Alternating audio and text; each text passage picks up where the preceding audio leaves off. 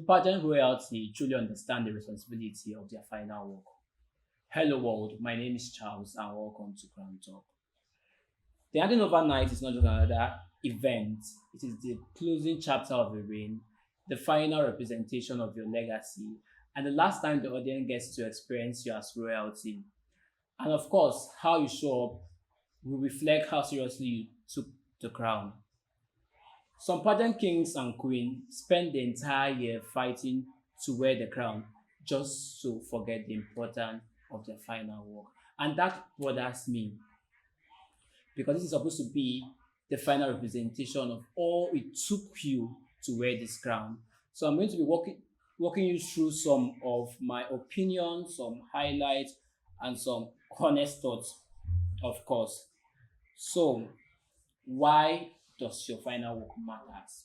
You know what? Doing a solo episode at the Chronicle Podcast is so. Oh, you never know what to expect in the Chronicle Podcast. Wow. Drip and play. They sent us a gift. Wow. Elevate your look, dominate the game. Let's see what they got for us. Our friends at Drip and Play always sending us things. Sorry for interrupting the episode, but we need to inform you that something great is happening here in the city of Calabar. They can send it to you nationwide, so don't worry about how am I going to get the thing. I love what you people have. I love this look. What is this? Let's see what we have. Oh wow, this is something very unique. I like the details. If you're someone that loves something that is unique, this is for you. And I love how they know what I might like. I love this brand. They know what to do. This is incredible. What is this? Okay, this is for my sports people that love sports. The embroidery is not even embroidered, like it's done in it. And I know I'm interrupting your episode, but with all I'm trying to say, these are the kind of packages you get. Tell them you are from Hello Media, Sandy Lion sent you, the Chronicle Podcast, all the episodes you have here. So Drip and Play, their QR code for their WhatsApp, their QR code for their TikTok is available here. Their numbers are displayed here. I'm trying to get that ready. Please support Drip and Play, go check them out, and they actually send it to you nationwide. Back to the episode. As someone that's an insider and has been in the pageant space, I've been on the stage and worked with pageant kings and queens. I know the amount of preparation that comes into prepping for a contest. Sometimes we start it a year before the actual competition, months before the competition. The preparation, the rehearsals, the consultation, a lot of things go into preparing for this crown, for these sashes, for this title. And it's nothing little for you to overlook your final work. Come on. Like, you did all this is you did all this during the phase of the journey, and while you're overlooking your final work, the night of the final work, do not forget this is the night you get to crown your successor. This is the night you get to do your final work. The organization is not just celebrating you, that's another event that you're supposed to use to celebrate your resilience. Come on, a year ago you were in this space, you competed, and you are yet seated. You are yet in this night as handing over royalty. It's a big achievement. Surviving the reign is something. It's a huge responsibility, right?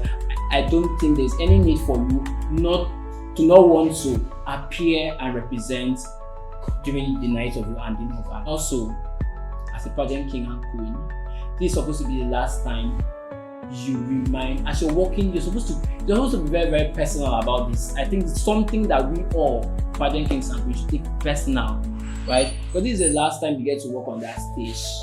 And as you're walking on that stage, you're walking with a lot of pride in you, a lot of fulfillment, knowing the story behind the crown, right? And when you're walking on that stage, you should be able to command and maintain the same aura. A lot of us came when we were competing, during the time we were competing, you had fan base, you had supporters. As you're walking on that stage, you should be able to captivate their mind back to you, the you that won the crown. It's just to keep everything on the same frequency, nothing in you, the aura, the presentation, give them flashback. The crowd, the audience should be cheering you up as they did, right? Because of course, this could be the last night for you in this particular organization as a royalty. But our pageant journey your pageant journey might not stop there. As a pageant lover, a pageant enthusiast, you might want to go on a bigger stage and a bigger platform right? So your legacy matters a lot, and I think this is the night you carry that legacy up high with you as you crown your successor. Other points I want to look into is in pageantry, fashion is a big part of the storytelling in pageantry, right? And most of the time I've seen how some pageant king and queen feel really lackadaisical towards their appearance.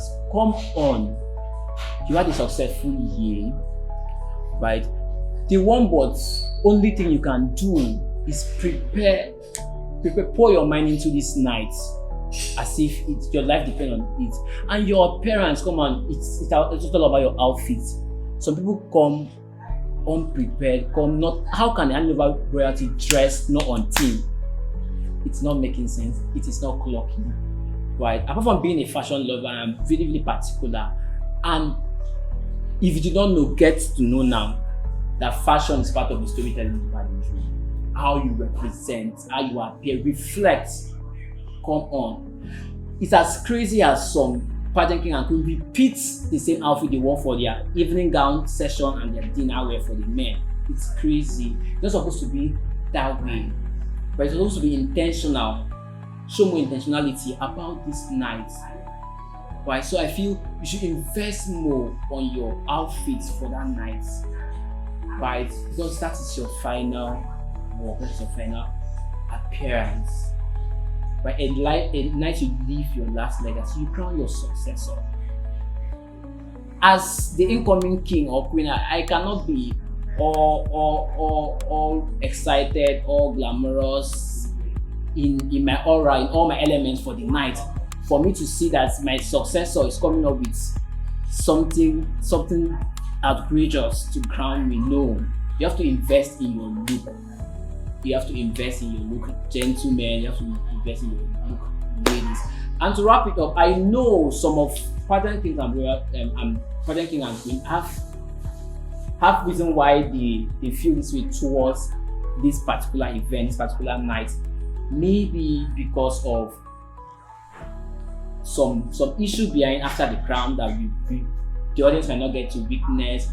Most of the time because fulfillment were not met and your prizes were not given to you. And that's very valid. I feel you, right? But I want you to know that even in the course of preparing for this contest, I'm not saying this thing from a rational view. I'm a pageant lover, I'm a pageant king, and I've worked with pageants, but I know what it entails. Right? But trust me, in the course of preparation, you get to spend more than what this cash prize, what these prizes are. Right? I know these are things we are supposed to fall back after the contest, so like, okay, get moving and all of that. But it's little but not so little, and when we are refused of that right, I know how it can feel. But I want you to be I want all pageant king and queen out there in the world today to be passionate, see beyond the cash prize. Right? Be intentional about getting the crown as you were, and now you've gotten this crown. So I feel I'm not giving kudos to pageant organizer for not keeping to their own paths, because the cash prize and consolation are your rights. But I want you to be very see beyond the cash prize, right? Put in your work, bringing your A game. I know it's not going to be easy, but at the end of the day, the organization gets to crown you. The audience and everybody that are going to be watching, the eyes are on you. So it's on you to make the most impact from your crown, from your reign. I wanted to limit yourself because of the cash prize issue or whatever issue you had behind the stage. It should not be a valid reason for you to survive the heat, to come out looking that way because you're angry. Come on, it's not making sense. If you had an issue, I don't support pageant king and queen that spends the whole year and time only for them to come out and the organization is dethroning them for one or two reasons. But in that way, it serves differently because we already know that okay, you're not in the scene anymore, right? So I will urge all pageant king and queen essence to look beyond the cash prize. And pageant organizer, please, we should do better. Do better. Put a price you can give out and fulfill your own side. right? Because it's not something that is always good, right? It can traumatize a lot of people. So I know of some people that cash prize was what got them involved and all of that, up and running in the competition and all of that. But for my fellow pageant kings and queens, I feel we should always learn to look past this cash prize. In times of cash prize is always a problem, because I've had few experiences that I was not paid, and you understand, I feel that's always been the reason, and few others. So today I am telling you there at that pageant royalty, preparing or planning for your handing over night. Pass every other thing. Come out to that night as if you own the night. Come out and represent. Come out and remind the audience of your aura, of who you are, all your uniqueness, your potential. Come on, the world. No brand can limit you. Right? You keep evolving, you keep exploring. If you are good, you're good. The world gets to see your goodness, the world gets to see your advocacy, the world gets to see you for who you are.